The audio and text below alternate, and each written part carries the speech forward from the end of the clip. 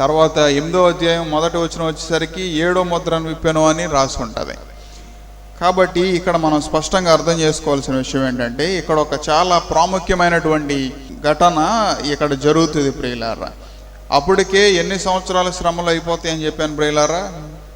అప్పటికే 3.5 సంవత్సరాల కాలం శ్రమలు, మొదటి శ్రమలు. తర్వాత ఆ 3.5 సంవత్సరాల్లో ఈ 6 ముద్రలు అయిపోయేసరికి ఎన్ని సంవత్సరాలు అవుతుంది? 1 సంవత్సరం 9 నెలలు టైంలో ఈ 6 ముద్రలు విప్పబడతాయి. అప్పటికి ఎలాంటి శ్రమలు రావు, ఏదో చిన్న చిన్న శ్రమలు వస్తూ ఉంటాయి. తర్వాత ఈ యొక్క బోరలో ఊదిన ప్రారంభమైన కాడి నుంచి ఈ శ్రమలు అనేవి, భయంకరమైనటువంటి శ్రమలు అనేవి ప్రారంభమవుతాయి ప్రియులారా. 6వ ముద్ర విప్పిన తరువాత, అటు తరువాత అని అక్కడ రాసుంది, 4 దేవదూతలు వస్తాయి. వచ్చి భూమి యొక్క 4 దిక్కులలో 4 దేవదూతలు నిలిచి ఉండిరి అని అక్కడ రాసుంది. భూమి మీదనైనను, సముద్రము మీదనైనను, ఏ చెట్టు మీదనైనను గాలి వేచకుండునట్లు భూమి యొక్క 4 దిక్కుల వాయువులను పట్టుకొని ఉండగా చూచి తిని. వాయువు అంటే ఏంటి ప్రియులారా? గాలి. ఈ 4 దేవదూతలు 4 దిక్కుల నుంచి వేటి మీదకి గాలి రాకుండా ఏం చేసినాయి? పట్టుకున్నాయి. ఆ తర్వాత ఇంకొక దూత వచ్చింది. వచ్చి ఏం చేసింది చూడండి.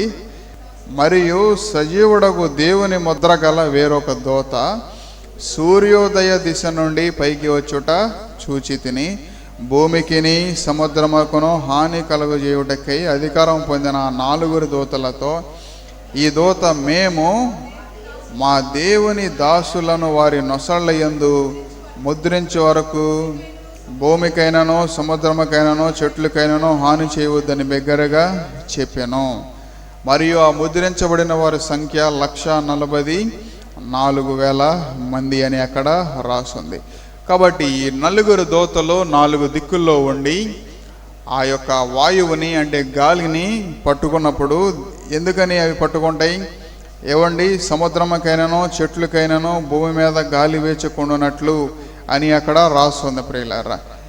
ఈలోపు ఈ యొక్క దూత, దేవుని ముద్ర గల ఒక దూత వచ్చి ఏం చేస్తుందంటే, ఈ 144,000 మంది మీద ముద్ర వేస్తుంది.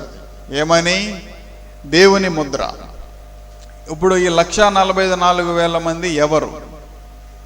ఏవండి, ఆ కింద అంతా కూడా అదే రాసి ఉంటుంది. 144,000 మంది ఎవరు అంటే ప్రియులారా, 12 గోత్రాల నుంచి, ఒక్కొక్క గోత్రం నుంచి 12,000 మందికి ఆ ముద్ర వేయడం జరుగుతుంది. ఈ 12 గోత్రాలు ఎక్కడి నుంచి వచ్చినాయి ప్రియులారా? చెప్పండి.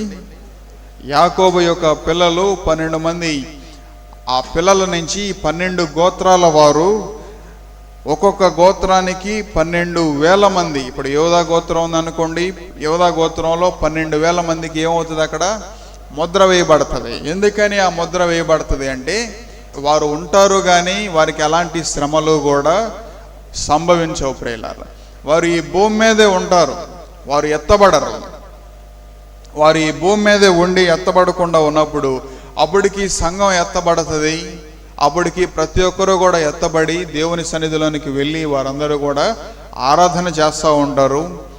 ఏవండి, ఈ యొక్క 144,000 మంది ఎవరైతే ఉన్నారో వారికి ఈ శ్రమలోనికి రాకుండా, ఈ భూమి మీదే ఉన్నప్పుడు ఈ శ్రమలు ఏవైతే ఉన్నాయో వారిని అంటకుండా వారి మీద ఏం చేయబడుతుంది? వారి నొసళ్ళ మీద దేవుని ముద్ర అనేది వేయబడుతుంది ప్రియులారా. కాబట్టి తర్వాత కింద వచనంలోని గనక మనం వస్తే 9వ వచనంలోనికి రండి ప్రతి ఒక్కరు కూడా. అటు తర్వాత నేను చూడగా, ఇదిగో ప్రతి జనములో నుండి, ప్రతి వంశములో నుండి, ప్రజలలో నుండి, ఆయా భాషలో మాట్లాడే వారిలో నుండి వచ్చి ఎవడనో లెక్కింపజాలని యొక్క గొప్ప సమూహము కనబడెను. వారు తెల్లని వస్త్రములు ధరించుకున్న వారై ఖర్జూరపు మట్టలు చేత పట్టుకొని సింహాసనము ఎదుట గొర్రెపిల్ల ఎదుటను నిలువబడి, సింహాసనాసీనుడైన మా దేవునికి గొర్రెపిల్లకును మా రక్షణకై స్తోత్రమని మహాశబ్దముతో ఎలుగెత్తి చెప్పిరి. దేవదూతల అందరూ సింహాసనమును చుట్టూ, పెద్దల చుట్టూను, ఆ 4 జీవుల చుట్టూను నిలవబడి ఉండిరి. వారు సింహాసనము ఎదుట సాష్టాంగపడి ఆమెన్. ఏవండి, యుగ యుగముల వరకు మహాదేవునికి స్తోత్రము, మహిమయు, జ్ఞానమును, కృతజ్ఞతాస్తుతియు, ఘనతయు, శక్తియు, బలము కలుగును గాక అని చెప్పుచు దేవునికి నమస్కారము చేసిరి. ఆమెన్. పెద్దలలో ఒకడు తెల్లని వస్త్రము ధరించుకొని ఉన్న వీరెవరు, ఎక్కడ నుండి వచ్చిరి అని నన్ను అడిగాను. అందుకు నేనయ్యా నీకే తెలియననగా అతడు ఎలాగో నాతో చెప్పాను, వీరు మహాశ్రమలలో నుండి వచ్చిన వారు గొర్రెపిల్ల రక్తములో తమ వస్త్రములను ఉదుకుకొని వాటిని తెలుపు చేసి కొనిరి. అందువలన వారు దేవుని సింహాసనం ఎదుట ఉండి రాత్రింబగళ్ళు ఆయన ఆలయములో ఆయనను సేవించుచున్నారు. తానే తన గుడారము వారి మీద కప్పెను. వారికి ఇక మీదట ఆకలైనను దాహమైనను ఉండదు, సూర్యుని ఎండైనను ఏ వడగాలెన్నో వారికి తగలేదు. చూడండి ప్రియులారా, ఇంకా పరలోకంలో ఇంకెలాంటి పరిస్థితులు ఉంటాయి అక్కడ రాసి ఉన్నాయి ప్రియులారా. 17వ వచనంలో కూడా ఏమని రాయబడి ఉంది, వారికి కాపురి అయ్యి జీవజలము బొగ్గ యొద్ద వారిని నడిపించును, దేవుడే వారి కనుల నుండి ప్రతి బాష్ప బిందువును తుడిచివేయును అని అక్కడ రాసుంది ప్రియులారా. చూడండి, ఇక్కడ ఈ యొక్క యోహాను గారు పరదేశిగా వెళ్ళినప్పుడు మొట్టమొదటిగా అక్కడ మనం చూసాం కదా, దేవుని దూత ఆ యొక్క వాయువుని పట్టుకున్నప్పుడు వేరొక దూత కూడా వచ్చి అక్కడ ఈ 1,44,000 మందికి ముద్ర వేసేంత వరకు కూడా దూతలు అక్కడ పట్టుకునే ఉంటాయి. తర్వాత జరిగేటువంటి ఆ యొక్క యోహాన్ గారు చూసినటువంటి ఒక సన్నివేశం ఏంటి అంటే ప్రియులారా, చూడండి, ఈరోజు మనం ప్రాముఖ్యంగా తెలుసుకోవాల్సినటువంటి విషయం, ఆ పై వచ్చిన ఇందాక మనం చదువుకున్నది ఆ 1,44,000 మందికి అది ఊరిన జస్ట్ ఇన్ఫర్మేషన్ మనకు అంతే ప్రియులారా. ఎందుకంటే ఇక్కడ ఉన్నవారు ఎవరో యూదులు కాదు, ఆ గోత్రానికి సంబంధించిన వారు ఇక్కడ ఎవరో కూడా లేరు. ఉంటే చెప్పండి, ఏవండి, ఎవరో కూడా లేరు. మనం ఎక్కడ ఉన్నాం, మనం ఏ గ్యాంగ్లో ఉన్నాం అంటే ఏ యొక్క ఉన్నామంటే ఇక్కడ చూడండి, ఇక్కడ ఏమని రాయబడి ఉందంటే 9వ వచనంలో చూడండి, తర్వాత చూడగా ప్రతి జనములో నుండి ప్రతి వంశములో నుండి ప్రజలలో నుండి ఆయా భాషలో మాట్లాడు వారిలో నుండి వచ్చి ఎవడనో లెక్కింపజాలని యొక్క గొప్ప సమూహము కనబడెను. అలా ఎలా కనబడ్డారంట, వారు తెల్లని వస్త్రములు ధరించుకున్న వారై ఖర్జూర మట్టలు చేత పట్టుకొని సింహాసనం ఎదుట గొర్రెపిల్ల ఎదుటను నిలవబడిరి. ఎవరండి వారు? తెల్లని వస్త్రాలు ధరించుకొని, ఏమండి, వారి చేతులు ఏమన్నాయి? ఖర్జూర మట్టలు ఉన్నాయి. తర్వాత ఏమండి, సింహాసనం ఎదుటను గొర్రెపిల్ల ఎదుటను నిలువబడిరి అని అక్కడ రాసుంది. ఆయా జనములలో అని ఇక్కడ రాసుంది. ఏమండి, అందులో మనం ఉన్నామా లేదా? ప్రతి వంశములో అని రాసుంది.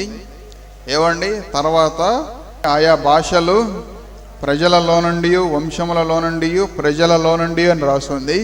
తర్వాత ఆయా భాషలు మాట్లాడేవారిలో నుండి అని కూడా అక్కడ రాస్తుంది. మరి ఇన్ని భాషల్లో తెలుగు భాష ఉంటుందా ఉండదా చెప్పండి? ఉందా లేదా?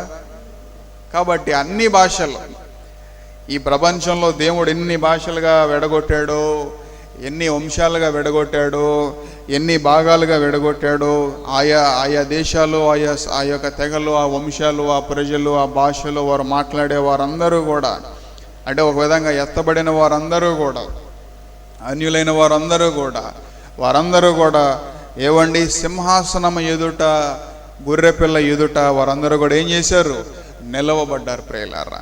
ఖర్జూర మట్టలు చేతబట్టుకొని వారు దేవుని ఎదుట సింహాసనం ఎదుటగా నిలబడ్డారు వారందరూ కూడా.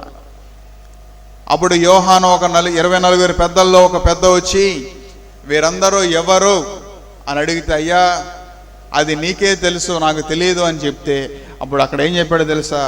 వీరు మహాశ్రమలో నుంచి ఏవండి వచ్చిన వారు, ఏవండి తెల్లని వస్త్రములు ధరించుకొని ఉన్న వీరెవరు అని అక్కడ ప్రశ్న అడిగారు ప్రియులారా. చూడండి, అక్కడ అందరూ కూడా ఎలాంటి వస్త్రాలు వేసుకున్నారు? తెల్లని వస్త్రాలు వేసుకున్నారు. ఇక్కడ మనందరం ఎలాంటి రంగురంగుల బట్టలు వేసుకుంటూ ఉన్నాం కదా, తెల్లని వస్త్రాలు, యూనిఫామ్. పరలోకంలో అందరికీ ఒకటే యూనిఫామ్. స్కూల్లో అందరికీ ఏం చేస్తారు? ఒకటే యూనిఫామ్. ఎందుకని వేస్తారు? ఎందుకంటే భేదాలు ఉండకూడదు. హెచ్చు తగ్గులు ఉండకూడదు. అందుకని అందరికి ఏం చేస్తారు? ఒకటే యూనిఫామ్ వేస్తారు. పరలోకంలో కూడా అందరికి ఒకటే యూనిఫామ్. ఏ యూనిఫామ్ వేస్తారు? తెల్లని వస్త్రాలు, పైనుంచి కింద దాకా ఒకటే వస్త్రం, అంగీ వస్త్రం ప్రియులారా. కాబట్టి ఇక్కడంటే మనం రకరకాలుగా మన వస్త్రాల్ని ధరించుకుంటాం. కాబట్టి వీరు ఎక్కడి నుంచి వచ్చారు అని అడిగితే 14 వచనంలో ఏమైనా ఉంది చూడండి ప్రియులారా. నేను అయ్యా నీకే తెలియననగా అతడు ఎలాగూ నాతో చెప్పాను, వీరు మహాశ్రమల నుండి వచ్చిన వారు, గొర్రెపిల్ల రక్తములో తమ వస్త్రములను ఒదుగుకొని వాటిని తెలుపు చేసుకొనిరి అని అక్కడ రాసుంది ప్రియులారా. తెల్లని వస్త్రాలని ఇక్కడ 2 చోట్ల ప్రస్తావించబడింది ఈ 7వ అధ్యాయంలో. ఎలా వారికి తెల్లని వస్త్రాలు కలిగినాయి అంటే, ఇక్కడ భక్తుడు 24 పెద్దల్లో ఒక పెద్ద చెప్తా ఉన్నాడు. ఇది ఏంటో తెలుసా? ఏవండి, వీరు మహాశ్రమల నుంచి వచ్చిన వారు, గొర్రెపిల్ల రక్తములో తమ వస్త్రములను ఒదుగుకొని వాటిని తెలుపు చేసుకొనిరి అని రాస్తుంది ప్రియులారా. కాబట్టి ఏది ప్రాముఖ్యం ప్రియులారా? ఈ రోజున సంఘానికి అర్థం కానిటువంటి విషయాలు ప్రియులారా. పరలోకంలో ప్రతి ఒక్కరూ కూడా లెక్కింపలేని జనసమూహం, వారందరూ కూడా రక్షించబడిన వారు. ఎలా వారు రక్షించబడ్డారు? వారు మహాశ్రమల నుంచి వచ్చారు. రెండవదిగా గొర్రెపిల్ల రక్తములో తమ వస్త్రాలను ఏం చేసుకున్నారు? వారు ఒదుగుకొనిరి, తెలుపు చేసుకొనిరి అని అక్కడ రాస్తుంది ప్రియులారా. హృదయాన్ని శుద్ధి చేసుకోవడం, హృదయాన్ని సరి చేసుకోవడం, పశ్చాత్తాపంలోనికి, మారు మనసులోనికి వెళ్ళటం ప్రియులారా. అందుకే మనం ఎక్కువగా ఏం చేస్తూ ఉంటాం? మారు మనసు గురించి మనం బోధిస్తూ ఉంటాం ప్రియులారా. యేసుప్రభువారు కూడా బాప్తిసం తీసుకోవాలని చెప్పారు. బాప్తిసం తీసుకోకూడదు అనేది ఎక్కడ లేదు, తీసుకోవాలి. కానీ బాప్తిసం అనేది ఇట్స్ అన్ ఐడెంటిటీ. కానీ ప్రియులారా, దానికన్నా ముందు గొర్రెపిల్ల రక్తములో మన వస్త్రాలన్నింటినీ కూడా ఏం చేసుకోవాలి? తెలుపు చేసుకోవాలి ప్రియులారా. ప్రకటన గ్రంథం స్టార్టింగ్ నుంచి చివరి దాకా బాప్తిసం అనే మాట ఎక్కడా కూడా ఏమవుదో కనబడదు. అంతా కూడా మారు మనసు అని ఉంటుంది. క్రీస్తు రక్తంలో కడగబడాలి అనే మాట ఎక్కువ ఉంటుంది ప్రియులారా. కాబట్టి గొర్రెపిల్ల రక్తములో తమ వస్త్రాలని తెలుపు చేసుకునే వారు అని అక్కడ రాస్తుంది ప్రియులారా. ఈ ఉదయకాల సమయంలో మీ హృదయాలు, మీ జీవితాలు ఎన్ని వస్త్రాలు తెలుపు చేయబడినాయి? ఆత్మ ఎలా ఉంది ప్రియులారా? నలిగిపోతా ఉందా లోపల? చాలామందిలో గిల్టీ కాన్షియస్ ఉంటుంది. ప్రార్థన చేసేటప్పుడు కూడా కొన్నిసార్లు ఏదో లోపల ఒక అపరాధ భావం ఉన్నటువంటి మనసు కలుగుతూ ఉంటుంది. ఇప్పుడు కలగలేదా మీకు? ఓ పక్కన మీరు ప్రార్థన చేస్తూ ఉంటారు, ఇంకో పక్కన ఏదో అడ్డుపడుతుంది, లేదనుకుంటే ఏదో ఒక అపరాధ భావం, గిల్టీ కాన్షియస్ ఉంది అనేటువంటి మనసు ఓ పక్కన ఏమవుతూ ఉంటుంది? మనకి సెన్సార్ బోర్డు లాగా మనకి అర్థం అవుతూ ఉంటుంది. అర్థం కాలేదా ప్రియులారా? ప్రతి ఒక్కరికి వస్తుంది ఆ మనసు. ఎందుకని? గిల్టీ కాన్షియస్ ప్రియులారా. అపరాధ భావన అంటే ఇంకా మన హృదయంలో సరి చేసుకోవాల్సింది ఏదో ఉంది, ఒక శేషం ఉంది. ఇంకా మన జీవితంలో తెలుపు చేసుకోవాల్సింది ఏదో ఉంది. ఇంకా మన జీవితంలో దేవుని దగ్గర, మనుషుల దగ్గర సరి చేసుకోవాల్సింది ఏదో ఉంది ప్రియులారా. ఖర్జూర మడ్డలు చేతబట్టుకొని, తెల్లని వస్త్రాలు వేసుకొని, సింహాసనం ఎదురుగా, గొర్రెపిల్ల ఎదురుగా నిలబడి వారందరూ కూడా ఏం చేస్తూ ఉన్నారు? అక్కడ దేవుణ్ణి స్తుతిస్తా, దేవుణ్ణి ఆరాధన చేస్తూ ఉన్నారు ప్రియులారా. ఈ ఉదయకాల సమయంలో మీరందరూ కూడా ఇక్కడికి వచ్చారు. మీ హృదయాలు ఎలా ఉన్నాయి? మీ జీవితాలు ఎలా ఉన్నాయి? మీ పరిస్థితులు ఎలా ఉన్నాయి? దేవుణ్ణి ఆరాధన చేయాలనేటువంటి మనసుతో మీరందరూ కూడా ఇక్కడికి వచ్చారు ప్రియులారా. ఈ ఆరాధనలో మీ హృదయాలు సరవుతే, ఈ ఆరాధనలో మీ జీవితాలు కనుక సరి చేయబడితే, ఒక దినాన్న ఆరాధనలో మనందరం కూడా ఏం చేయబడతాం? నిలబడతాం ప్రియులారా. ఈ వారం మీకు మైక్ ఇచ్చారు, వచ్చే వారం మీకు మైక్ ఇవ్వలేదు. ఈ వారం ఉన్న మనసు వచ్చే వారం లేదు. అది తెల్లని వస్త్రమా, మురికి వస్త్రమా? చెప్పండి ప్రియులారా. మరి అలాంటి మురికి వస్త్రాలు ధరించుకున్న వాళ్ళు అక్కడ ఉంటారా? చెప్పండి. ఉంటారా? వెనకమాల ఉంటారా?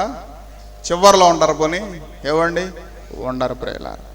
అప్పుడప్పుడు మనసు కొంచెం ఎక్కడన్నా అటు ఇటుగా అయినప్పుడు, అప్పుడప్పుడు కొంచెం హృదయం కొంచెం అక్కడక్కడ మచ్చ, హృదయంలో ఒక మచ్చ. యేసుప్రభువారు కూడా వస్త్రాల గురించి ఆయన ఉన్నప్పుడు ఆయన బోధ చేశారు కదా. కాబట్టి అక్కడక్కడ మచ్చ మన హృదయంలో కనబడినప్పుడు, ఆ మచ్చలు ఉన్నవారు కూడా అక్కడక్కడ చిన్న చిన్న మరకలు ఉంటాయి. అవునా? మన వస్త్రాల మీద అప్పుడప్పుడు కొన్ని ఆ కొబ్బరి ఆ నీళ్లు పడినప్పుడు కానీ, కొబ్బరి నీళ్ళు అంటే తాగే నీళ్ళు కాదు, ఆ నరికేటప్పుడు జిగురు ఉంటుంది, ఆ నీళ్ళు కానీ, ఇంకా కొన్ని మరకలు మనకు అంటినప్పుడు ఏమవు పావు ప్రియులారా. ఏవండి దాన్ని మనం డ్రై క్లీన్కి ఇచ్చి చేసుకుంటే కానీ ఆ మరకలు పోవు మనకి. ఇప్పుడు హృదయంలో కొన్ని మచ్చలుంటే, హృదయంలో మనసులో కొన్ని మచ్చలు ఏర్పడితే, వారు ఒక దినాన్న ఈ యొక్క ఆయా జనము వారు, ఆయా మనుషుల వారు, ఆయా వంశాల వారు, ఆయా భాషల వారు, అందులో మీరు నేను అందరం ఉన్నాం, వారందరూ కూడా ఒక దినాన్న అక్కడ నిలబడతారా చెప్పండి ప్రియులారా? నిలబడరు ప్రియులారా. అందుకే ఇంత లోతుగా దేవుని వాక్యం మనకి ప్రకటించబడతా ఉంది. అందుకే ఇంత లోతుగా ఏదో అందరిలో వచ్చేసి హల్లెలూయా హల్లెలూయా అని చెప్పేసి వెళ్ళిపోతే హృదయాలు శుద్ధవో ప్రియులారా. ఏదో అందరిలో వచ్చేసి ప్రభువా ప్రభువా అని అన్నంత మాత్రాన ప్రభువా ప్రభువా అని పిలిచే ప్రతివాడు ఎక్కడ చేర్చబడాడు? పరలోక రాజ్యంలో చేర్చబడాడు. ఎవరైతే నా తండ్రి చిత్తానుసారంగా వెళ్తారో వారు మాత్రమే ఏమవుతారు? పరలోకంలో చేర్చబడతారు ప్రియులారా. శుద్ధమైన మనస్సాక్షిని మొదట నీలో ఉంచుకుని తర్వాత నువ్వు ప్రార్థన చేయి. ఏవండి శుద్ధమైన మనస్సాక్షి చాలా మందికి ఉండదు ప్రియులారా. మనస్సాక్షిని చంపుకొని బ్రతుకుతూ ఉంటారు చాలామంది. మనస్సాక్షి ఎక్కడ మరణిస్తుంది? ఏవండి మీకు సందర్భం చెప్తాను చూడండి. ఉదాహరణకి ఒక డెడ్ బాడీని ఇక్కడ పెట్టి, డెడ్ బాడీ పక్కన మిమ్మల్ని, లేదంటే నన్ను ఎవరో మీరే ఊహించుకోండి, ఒక డెడ్ బాడీ పక్కన మిమ్మల్ని ఒక అరగంట సేపు పడుకోమన్నారు అనుకోండి, ఎట్లా ఉంటుంది? ఎవరన్నా పడుకోగలరా? ఎవరన్నా ఉండగలరా చెప్పండి? అప్పుడు దాకా మనతో ఉన్న మనిషే కదా. ఏవండి అప్పుడు దాకా మనతో ఉన్నాడా లేదా? మాట్లాడాడా లేదా? తిరిగాడా లేదా? కలిసి తిన్నామా లేదా? అన్నీ బాగానే ఉన్నాయి, అన్నీ మనతో ఉన్నాయి లేదా అప్పుడు దాకా. కానీ ఒక డెడ్ బాడీ అయిపోయిన తర్వాత పక్కన ఏవండి పడుకోమన్నారు అనుకోండి, ఎలా ఉంటుంది? పడుకోలేం. కానీ బలవంతంగా కట్టేశారనుకోండి ఒక అరగంట సేపు, అట్లా అట్లా అట్లా చాలా కష్టతరంగా అరగంట అయిపోయింది. తర్వాత మళ్ళా రెండో రోజు మరలా పడుకోమంటే మొదటిసారి ఉన్నంత కష్టం రెండోసారి ఉండదు. మీరు ఆలోచన చేయండి బాగా. మూడోసారి పడుకోమన్నారనుకోండి, రెండోసారి ఉన్నంత కష్టం మూడోసారి ఉండదు. నాలుగోసారి పడుకోమన్నారనుకోండి, మూడోసారి ఉన్నంత కష్టం నాలుగోసారి ఉండదు. అట్లా నీకు అలవాటు అయ్యే కొద్దీ ఏం చేస్తారంటే ఒక సమయం వచ్చేసరికి నీకు ఎలాంటి బెదురు ఉండదు, నీకు ఎలాంటి భయం ఉండదు, నీకు కూడా ఏమైపోద్ది? అలవాటు అయిపోద్ది. మనస్సాక్షిని చంపుకుంటాం కూడా అలాంటిదే ప్రియులారా. మొదటిసారి ఒక అబద్ధం ఆడడానికి నీ మనస్సాక్షి నేను ఎంతో నొప్పిస్తూ ఉంటుంది. ఏవండి మొదటిసారి ఒక తప్పు చేయడానికి నీ మనస్సాక్షి ఎంతో నొప్పిస్తూ ఉంటుంది. మొదటిసారి ఏవండి ఏదో ఒక రీతిగా మాట్లాడడానికి నీ మనస్సాక్షి నిన్ను పదే పదే గుచ్చుతూ ఉంటుంది. కానీ రెండోసారి అలా ఉండదు, మూడోసారి అలా ఉండదు, నాలుగోసారి అలా ఉండదు. వెళ్ళే కొలిది నీ ప్రక్రియ ఎలా అయిపోద్దంటే ఏవండి నీ మనస్సాక్షి చనిపోద్ది ప్రియులారా. వాత వేయబడిన మనస్సాక్షితో, చనిపోయినటువంటి మనస్సాక్షితో ఏవండి నీ ఆత్మ అక్కడ పక్క నుండి ఏమైపోతూ ఉంటుంది? క్షీణించిపోతూ ఉంటుంది ప్రియులారా. అదే రీతిగా మనలో ప్రార్థనాత్మ తగ్గిపోద్ది, అదే రీతిగా మనలో విశ్వాసం తగ్గిపోద్ది. ఏవండి అందుకే వాచ్మెన్ని ఎప్పుడు కూడా నీలో విశ్వాసం బలంగా నిలబడాలా, నీ హృదయం ఎప్పుడు పరిశుద్ధంగా ఉండాలా, నీరు యేసు రక్తంలో నువ్వు కడగబడాలా.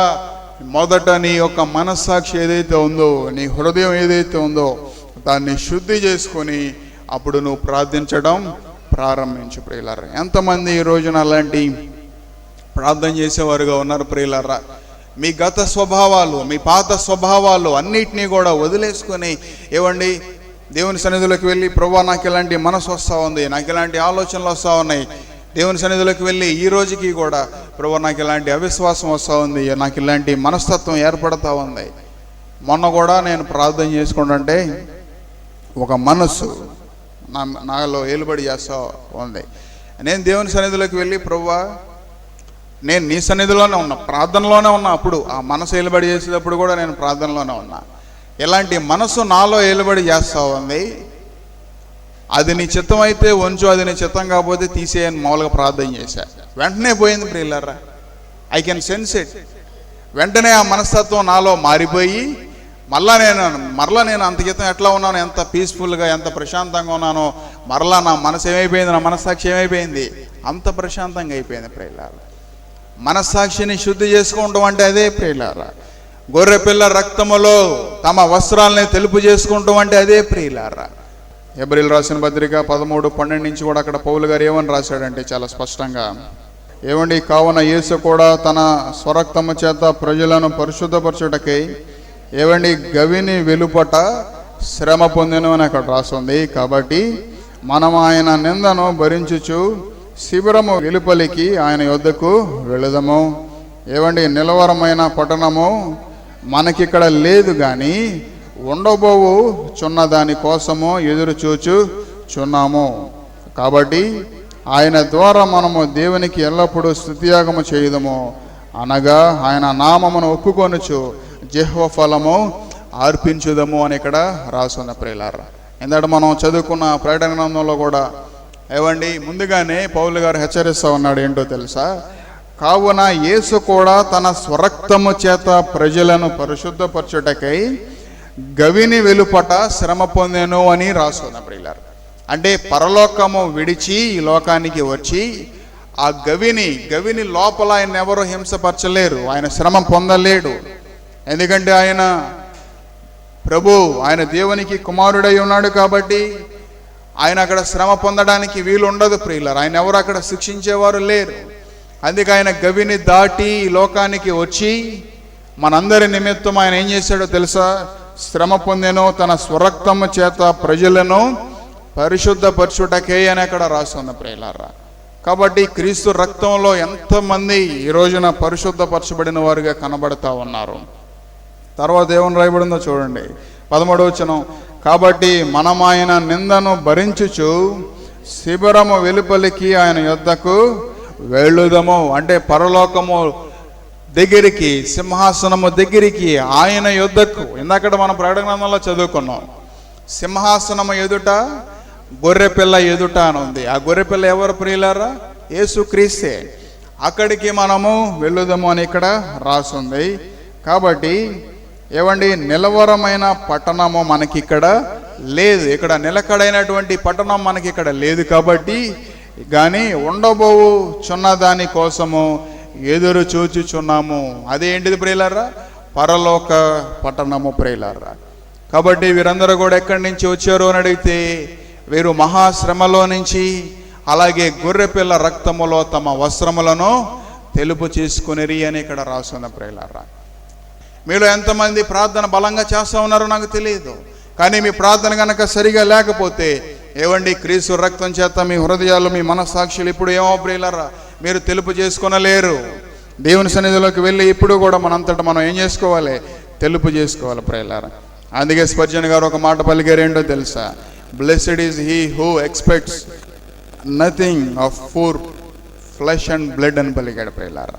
ఏవండి, ఎవరైతే ఆ యొక్క శరీరాన్ని, ఆ యొక్క ఏవండి రక్తాన్ని ఎవరైతే కోరుకుంటారో వారు నిజంగా దీవించబడిన వారు.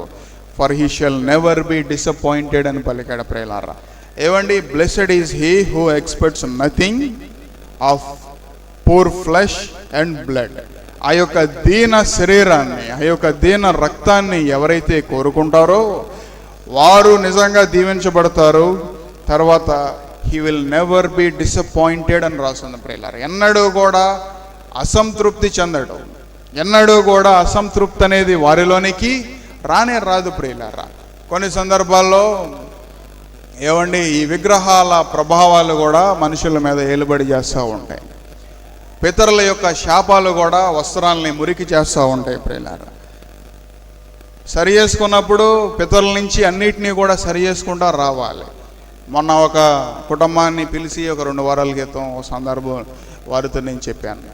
దేవుడు నాకు ఒక దర్శనాన్ని చూపించాడు. మీ యొక్క కుమారుడు మీద ఇలాంటి పరిస్థితి, మనసు, ఆ యొక్క ఆత్మలు నిలబడి చేస్తామని మీరు సరి చేసుకోండి అని చెప్పినప్పుడు ఏవండి, సేవకుల దగ్గర సరి చేసుకొని, హృదయాన్ని సరి చేసుకొని ప్రార్థన చేసి ఏవండి ఆ కొబ్బరిని రాసి వారు తీసుకువెళ్ళి ఏవండి అక్కడతో ఆ యొక్క శాపం, ఆ యొక్క పాపం ఏమైపోయింది ప్రియులారా? కొట్టబడిపోయింది. మన వస్త్రాల మీద పితరుల యొక్క మురికి కూడా ఉంటుంది. మన వస్త్రాల మీద విగ్రహాల ప్రభావాలు ఉంటాయి. మన వస్త్రాల మీద తల్లిదండ్రులు చేస్తున్నటువంటి అతిక్రమాలు అవి కూడా, ఆ మురికి కూడా అంటుకుంటూ ఉంటుంది. కొన్ని సందర్భాల్లో మనం అనుకుంటాం, నేను సరయ్యాను కదా, నేను ఒప్పుకున్నాను కదా, ఎందుకని ఇంకా నష్టంలో బ్రతుకుతూ ఉన్నాను, ఎందుకని ఇంకా ఏవండి అపరాధ భావం, గిల్టీ కాన్షియస్ నాలో ఉంది.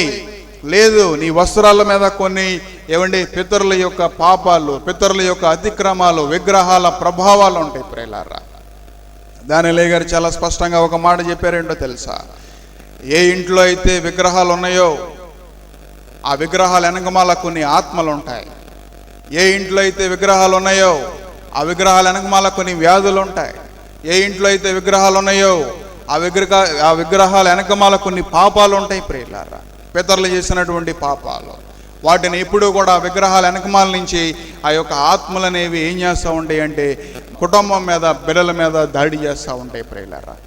కాబట్టి యేసు రక్తం చేత నీ హృదయం, నీ కుటుంబం, నీ గృహం అన్నీ కూడా ఏం చేయాలి? తడపబడాలి ప్రియులారా. విగ్రహాలు అనేవి కనబడకూడదు. ఆ విగ్రహాల వెనకమాల చాలా భయంకరమైనటువంటి ఈ యొక్క ఆత్మలు, స్వభావాలు, వ్యాధులు, ఈ యొక్క నష్టాలు అనేవి హేలుబడి చేస్తూ ఉంటాయి. అందుకే దానియేలు గారితో దేవుడు ఒక సందర్భాన్ని చెప్పారేంటో తెలుసా? మీరు ఎక్కడ మీటింగ్స్ పెట్టినా, మీరు ఎక్కడ సభలు పెట్టినా వాళ్ళు బైబిల్ క్లాస్ చెప్తారు. ఫస్ట్ ఏమని చెప్తారు? హృదయం 4 బొమ్మలు వేసి ఆ మొదటి రకపు నేల, 2వ రకపు నేల, 3వ రకపు నేల, 4వ రకపు నేల. విత్తువ అనే ఉపమానం మీ అందరికీ కూడా తెలుసు. ఆ విత్తువ అనే ఉపమానం గురించి మీరు ఎక్కడ మీటింగ్ పెట్టినా సరే దాన్ని వివరించండి అని ప్రభువారు దానియేలు గారితో చెప్పారు ప్రియులారా. అలా చెప్పినప్పుడు హృదయంలో ఉన్నటువంటి పాపాలన్నీ కూడా చివరికి వెళ్ళేసరికి ఏమైపోతాయి? అక్కడ సరి చేయబడతాయి. చివరికి వెళ్ళేసరికి ఏమవుతాయి? అక్కడ పరిహారం అయిపోతాయి. క్రీస్తు రక్తం చేత కడగబడినప్పుడు ఆ దోషాలన్నింటినీ కూడా, మలినాలన్నింటినీ కూడా ఏం చేయబడతాయి? హృదయంలో నుంచి తీసివేయబడతాయి ప్రియులారా. కాబట్టి మీలో ఎంతమంది మీ యొక్క పితరుల దోషాలు, పాపాలు, శాపాలు, విగ్రహారాధన చేసుంటే గతంలో దాన్ని కూడా సరి చేసుకోవాలి ప్రియులారా. మీకు జయం రాకపోతే దేవుని సన్నిధికి వచ్చి సేవకులు ఎదురుగా కూర్చొని సేవకులతో పాటు ఉండి కాసేపు, కొంత సమయం, ఒక అరగంట, గంట, 2 గంటల సేపు గడిపి మీ హృదయాన్ని అంతటినీ కూడా పంచుకోవాలి ప్రియులారా. మరొక రీతిగా ద ఫాస్ట్ వే, ఒక పేపర్ తీసుకుని నీ బలహీనతలన్నింటినీ కూడా రాసి, నీ పాపాలన్నింటినీ కూడా రాసి దేవుని బిడ్డల దగ్గరికి వచ్చి నీకు చెప్పే ధైర్యం లేకపోతే కనుక ఆ యొక్క పేపర్ని తీసుకొచ్చి దేవుని సేవకులకి ఇస్తే దాని అంతటినీ కూడా చదివి నీ కోసం ప్రార్థన చేస్తారు. అప్పుడు యేసు రక్తం చేత నీ దోషాలన్నీ కూడా ఏమైపోతాయి? కడగబడతాయి ప్రియులారా. అందుకే ఇక్కడ పౌలు గారు చెప్తా ఉన్నారు ఏంటో తెలుసా?